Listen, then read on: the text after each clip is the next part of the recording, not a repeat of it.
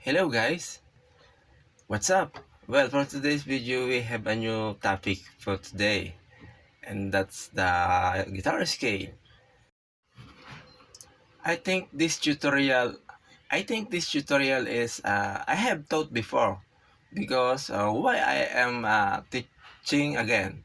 Because we are human. We don't have enough, or we don't have a perfect memory. That's why I am teaching again. Okay?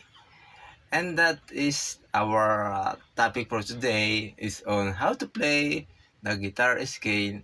So if you are ready, you can grab your guitar and we will start right now.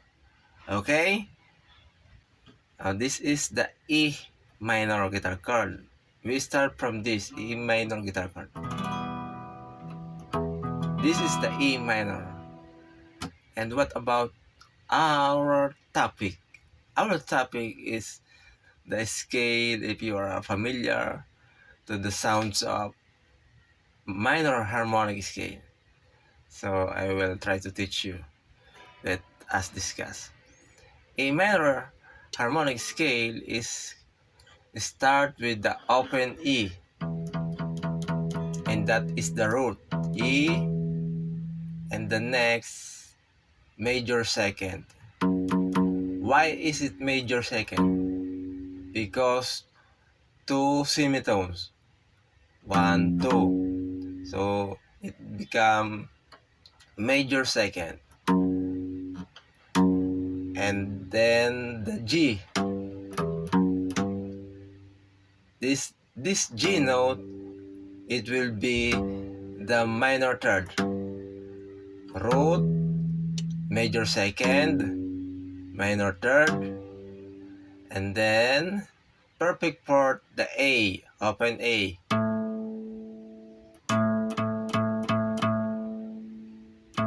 And then perfect fifth, the B. And then the minor sixth is the C note. I hope you are follow. And then the major seventh is the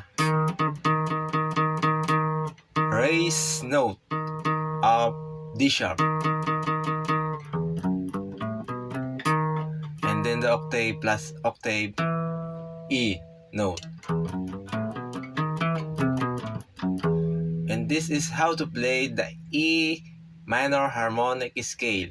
This is the construct or formula of this guitar scale.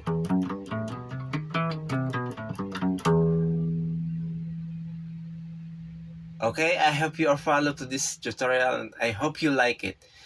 If you missed this video, you can watch it again if you want to refresh to yourself. Okay? Thank you for watching and have a good day.